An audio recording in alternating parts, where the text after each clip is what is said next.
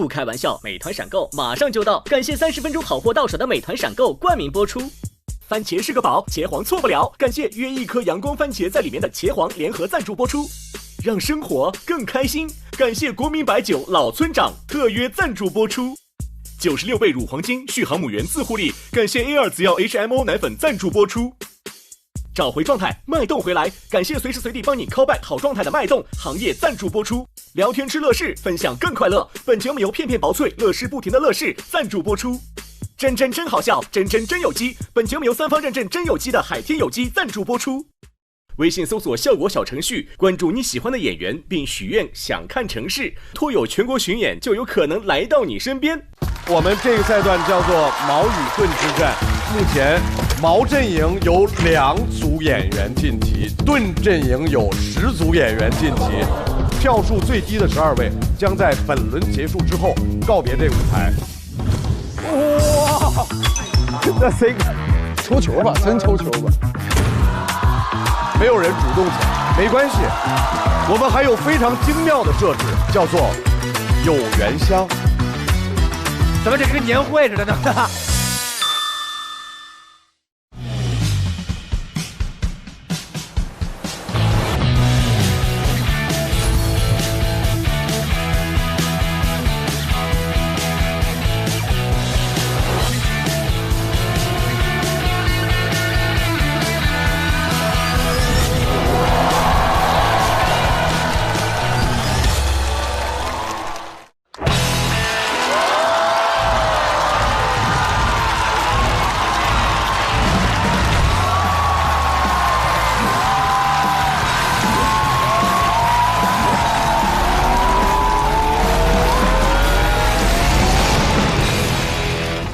各位好，欢迎来到由美团闪购冠名播出的《脱口秀和他的朋友们》第2季，欢迎各位的光临。不开玩笑，美团闪购马上就到，感谢快乐不止一点点的下一代购物方式，美团闪购冠名播出。首先，让我们再次用热烈的掌声欢迎我们校友团的4位朋友：大张伟老师、罗永浩老师、李宇春老师、鲁豫老师，欢迎4位。这一赛段我们继续请到了一直在幕后为优秀的脱口秀作品来贡献自己智慧的编剧老师的代表梁海源老师和苗苗老师，在他们身后的是全国的脱口秀俱乐部的各位主理人朋友，欢迎大家。还有楼上的脱口秀的各种好朋友，欢迎你们！大家好。在这个赛段呢，我们叫做矛与盾之战。之前呢，向每位演员提出来了一个问题，就是脱口秀究竟是你的矛还是你的盾？根据他们的回答，42组脱口秀演员组成了矛和盾2个阵营。上半场有22组演员完成了自己的表演，大家可以看到舞台的右边是我们的晋级区，目前矛阵营有2组演员晋级，盾阵营有10组演员晋级。刚看到可能很奇怪，有的时候比赛就是这么残酷，而左手边就是要等待开战的演员和处于待定状态的演员。OK， 我们来正式进入到下半场比赛。下半场比赛要根据规则，还是盾阵营要出人。是了啊，盾阵营要出的这位朋友呢，他的脑回路总是让人哭笑不得，他的舞台表现呢，就是奇奇怪怪的好笑。对，就是针眼也较真啊！掌声欢迎李梦洁。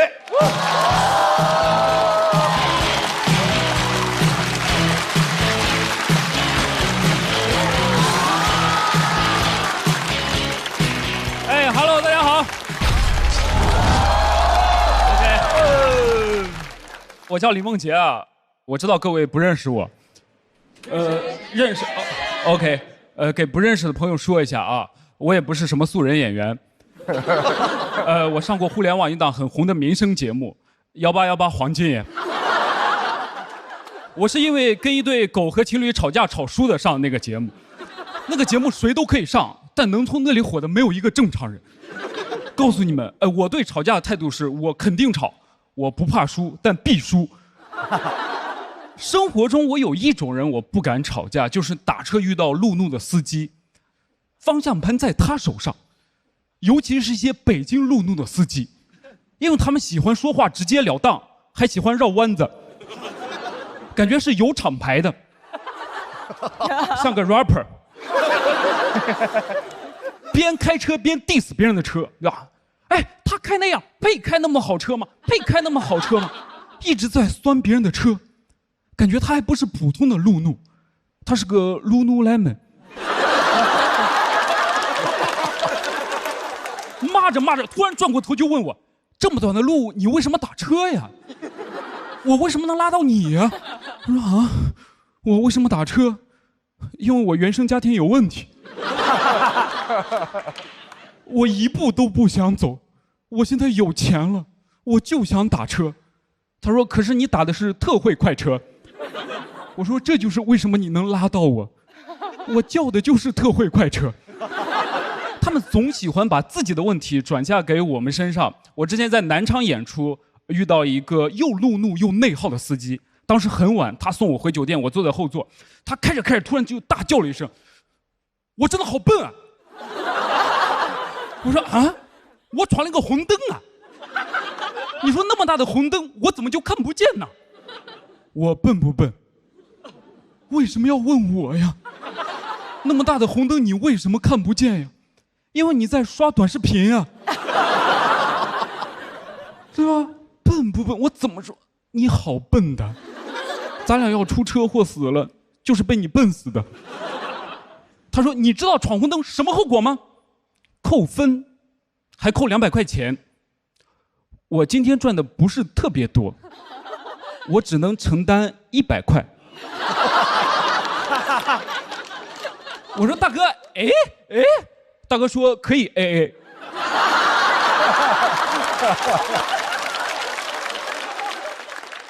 我说不可以，是你玩的手机。他开始自己安慰自己，我理解，但我从来没有见过一个人在安慰自己的过程当中跟自己谈崩了。他跟自己吵起来了。他说：“你知道赚200块钱有多么不容易吗？”兄弟，好像很多人赚200块钱都不容易，大家都挺辛苦的，不止我一个。但是有人赚200块钱就很容易啊，那个红灯咔嚓下就200，咔嚓下就200，我已经听不懂了。他觉得红灯赚钱太容易了，红灯咔嚓下就200，他是拍立得吗？他已经开始眼红红灯了，开始抱怨社会。他说：“我不容易，我赚的不多，我买不起房，不，我现在好想死啊！”我说：“大哥啊，现在吗？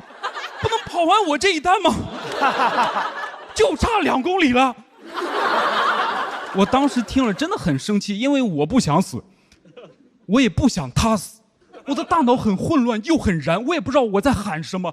他说：“我现在好想死啊！”我说：“笨蛋！”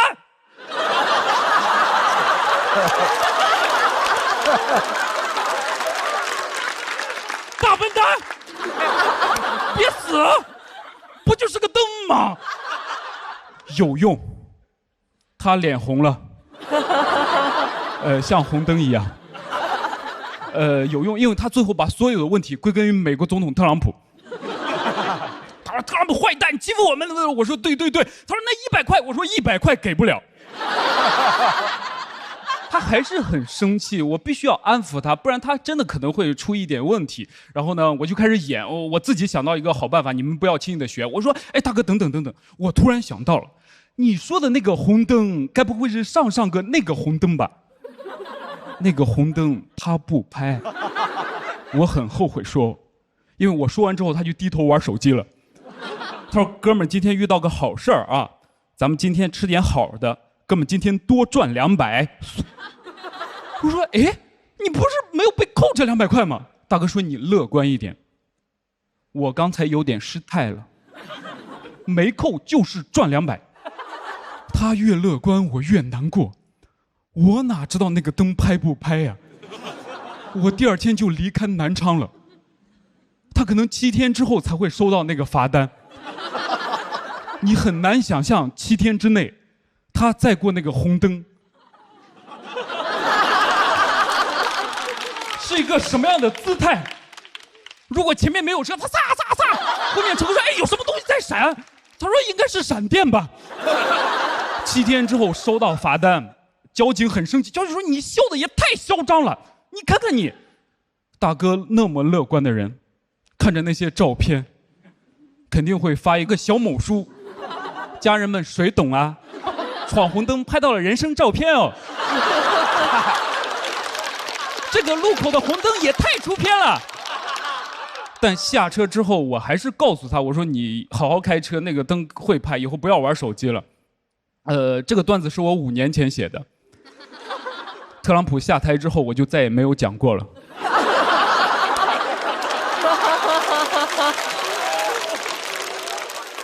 5年了，特朗普回宫了。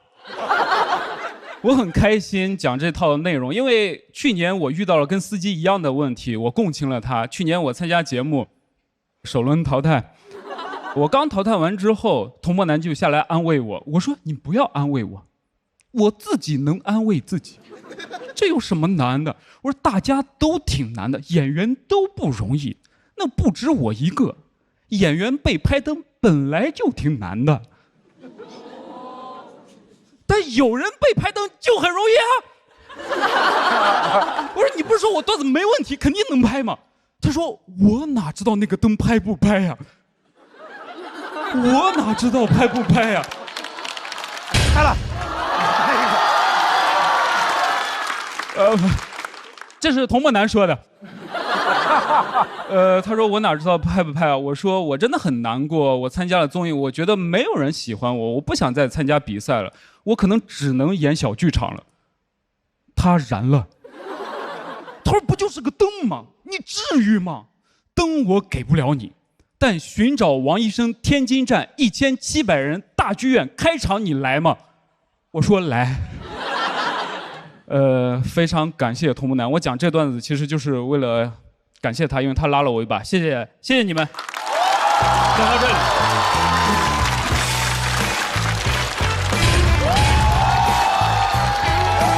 真的能站吗？能站。李梦洁的锁票倒计时开启。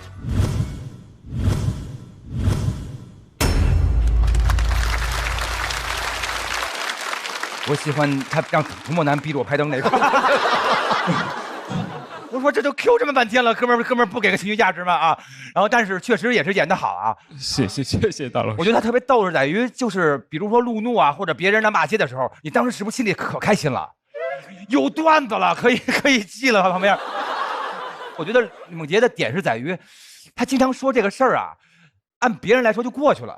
他就过不去，就这点事上就能给变成自个儿的一个作品。我觉得这个希望以后听到你更多的故事。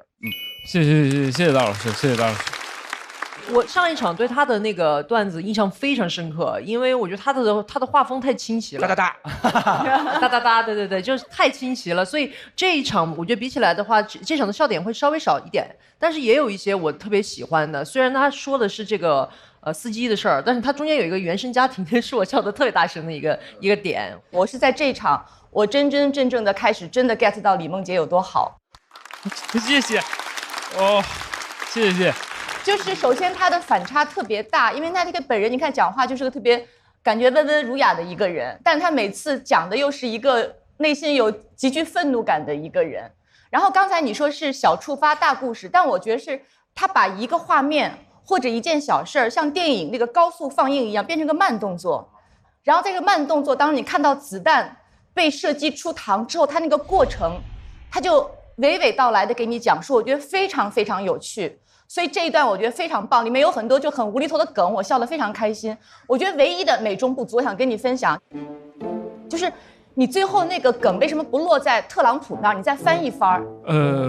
我其实等着了，我想啊，这么贴近事实，我也以为他会说，对，说回来。对，我想说就是对，但是我的时间真的不够，因为我一直在2篇稿子来回跳。你是一个高度风格化的一个创作者。所以你的那个东西很难在别的演员身上看到，因为你脑回路特别奇怪，特别清奇，所以这个是非常可贵的品质。谢谢罗老师。我相信你有那种能力，是把一个微不足道的事儿不断的翻，不断的延伸，甚至把一个小事儿讲成一个专场。我特别期待看到这个。OK， 好，谢谢罗老师，谢谢各位。我们来看一下，在现场的朋友的投票结束之后，梦洁究竟是直通还是要等待挑战？我们要开启抢麦了，抢麦倒计时。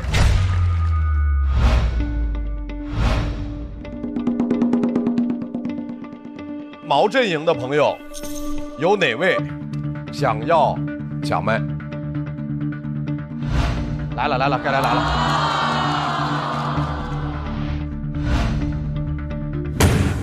好的，一共有4位要抢麦。他们昨天不是这样的啊。好嘞，来吧，梦洁。我说一下我的理由啊，李玟我不会选她，因为我们是一个风格，我希望能给我们的风格多留一点。然后最先站的是秋月吧，我就选秋月吧。好嘞，秋月。下面这位演员在第1轮讲了他作为滑雪教练的故事，我们来看一下第2轮，也是故事型选手给我们带来什么样的新故事。掌声欢迎秋月。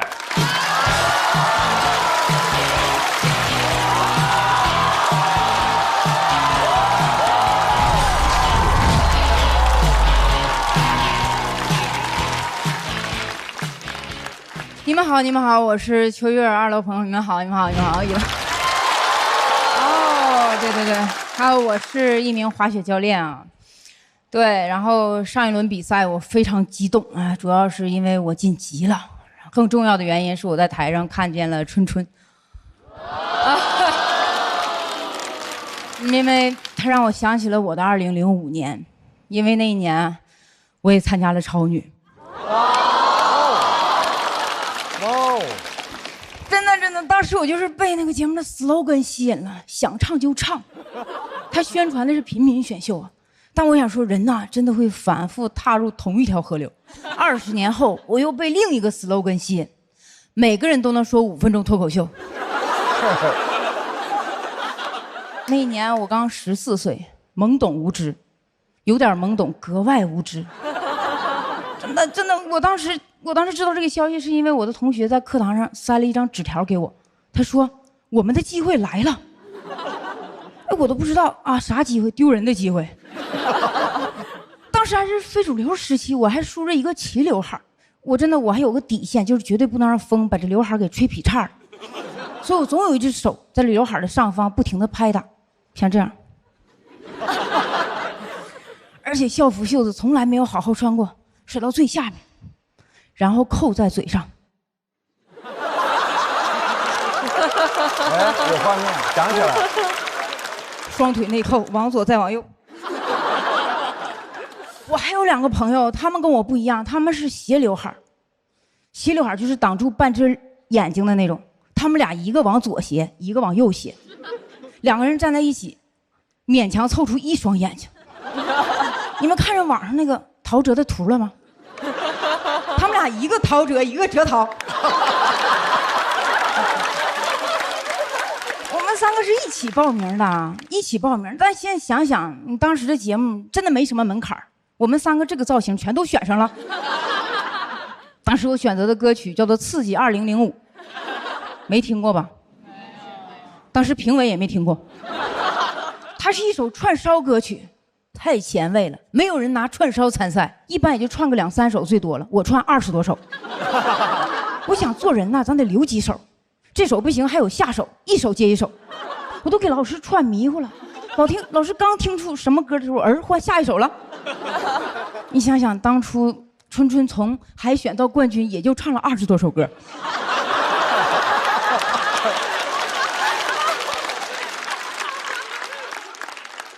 我海选一次性全能唱完，我唱了30多秒的时候，老师不让我唱了，但我已经唱了6首歌了。评委老师还没有放弃我，他问我：“哎，你还有什么别的才艺啊？”我张口就说：“军体拳。”真的，那我每年年过年表演才艺都表演的军体拳啊，我爸教我的。我爸说部队每天都打军体拳，我爸都没当过兵。跟我一起去的陶喆和哲陶给老师表演了一个我是白云，我是黑土。他们以为自己去的刘二根大舞台。我打完拳问评委，我说老师你可以点评我几句吗？老师愣住了，他都没想到我能问出这样的问题。老师想想说，你穿的毛衣在电视上看起来不好看，颜色太花了。老师没点评我的歌曲，也没有点评我的才艺，他点评我的 OOTD。什么叫做颜色太花了？我不懂，我回家看电视我都没看出来，我家黑白电视，只有雪花。而且当时家里确实蛮穷的，毛衣都是妈妈给我织的。她织的时候啊，本来是一个淡黄色的毛衣，她织发现线不够了，所以家里有什么线她就用什么线，拼接成一个串烧毛衣。后来我知道，其实唱歌好听的老师根本没有问才艺，就是问我们这些。我后来想想，是不是就要把我们选入那种搞笑集锦？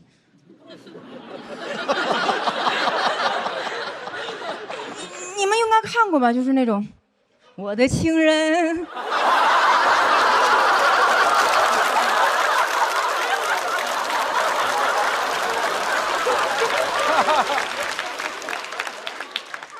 对不起，我疯了啊！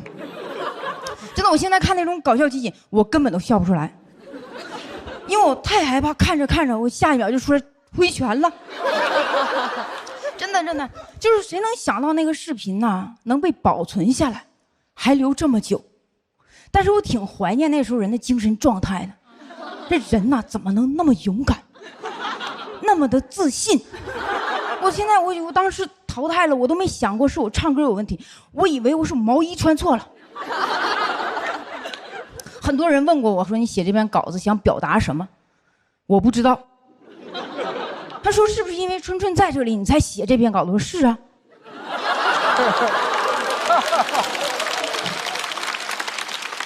要不然我都忘了。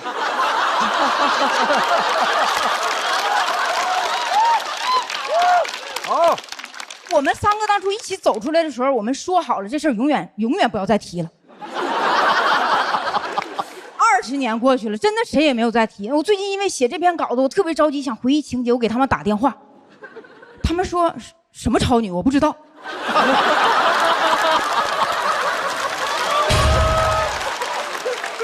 他说要写就写你自己，不要提我们。好的，李欣、张艺轩。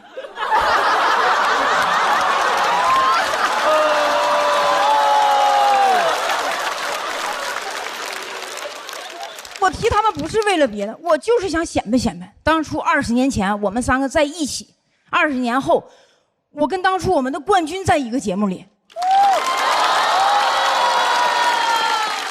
我真的觉得这个世界太奇妙了，喜剧给了我无限的可能性。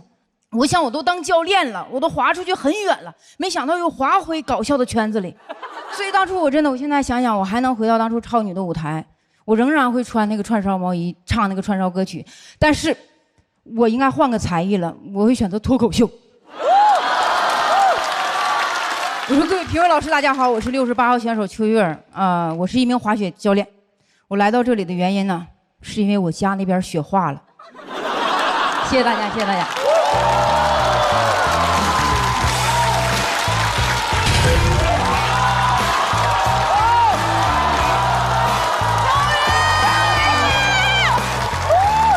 来，秋月的索票倒计时。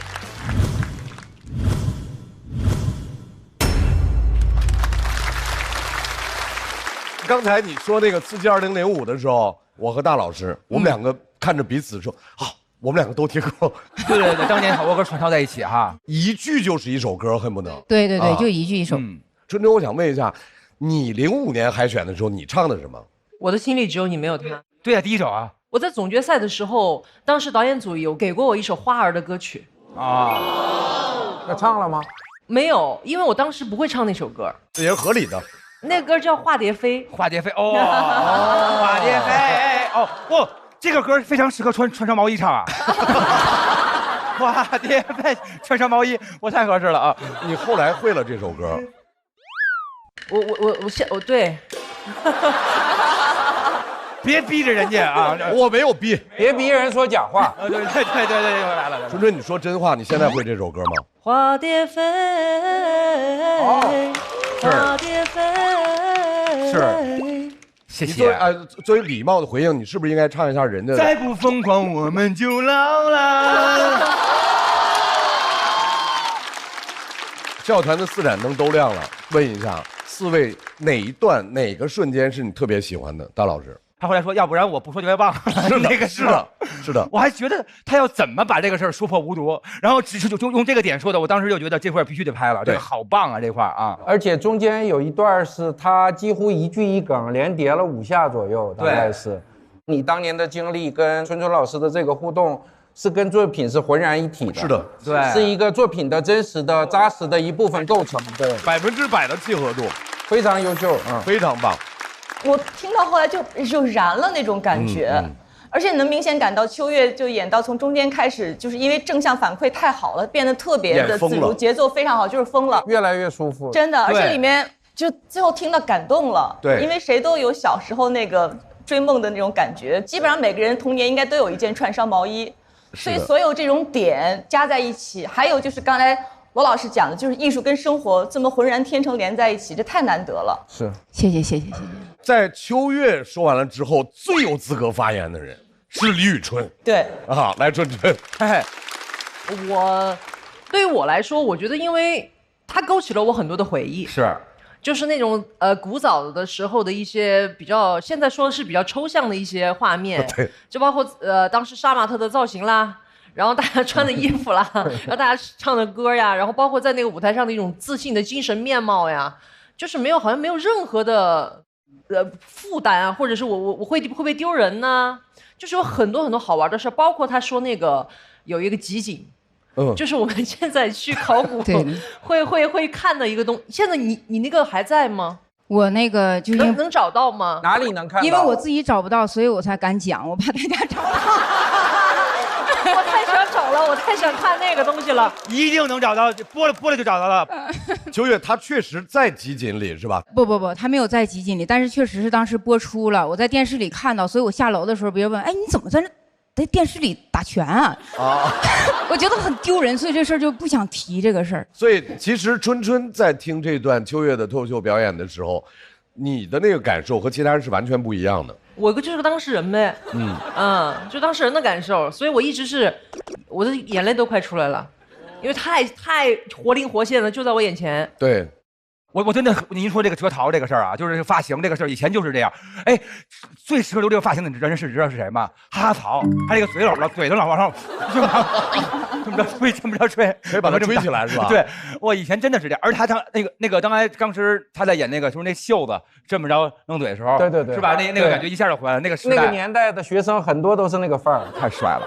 所以秋月的这段表现，我相信一定给李梦洁了巨大的压力。李梦洁又往心里去了，好吧？请李梦洁回到舞台。来自盾组的李梦洁和来自毛阵营的秋月，我们来看一下2位的得票数是。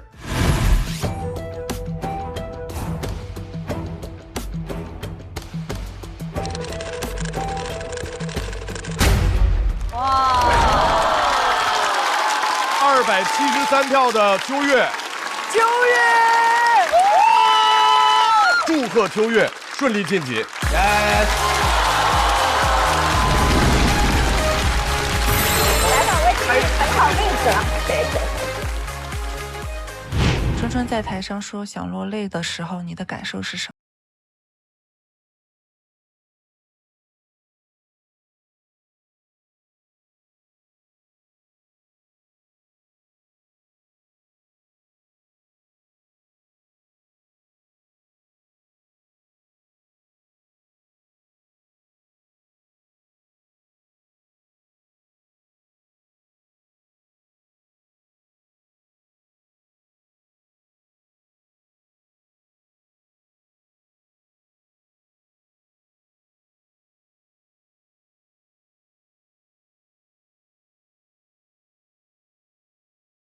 踏进2005年的时候，给新的一年充满希望。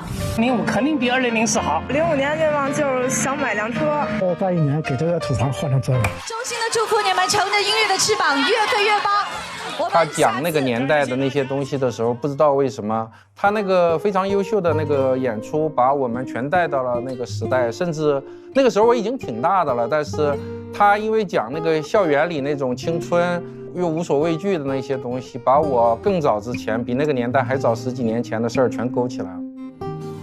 稿子里其实还有挺长的一部分，关于我那两个同学，其实那两个同学当时一起跟我参加超女的时候，他说要写就写你自己，不要提我们。好的，李欣、张艺轩。其中有一个女孩子是表演才艺的，那个评委问她你还有什么才艺？她说她想了半天都是英语。然后老师就很吃惊嘛，然后她出来的时候我说那你表演了吗？她说没表演，她怕老师听不懂。所以然后她今天是个英语老师，非常棒的英语老师。因为我觉得挺好的。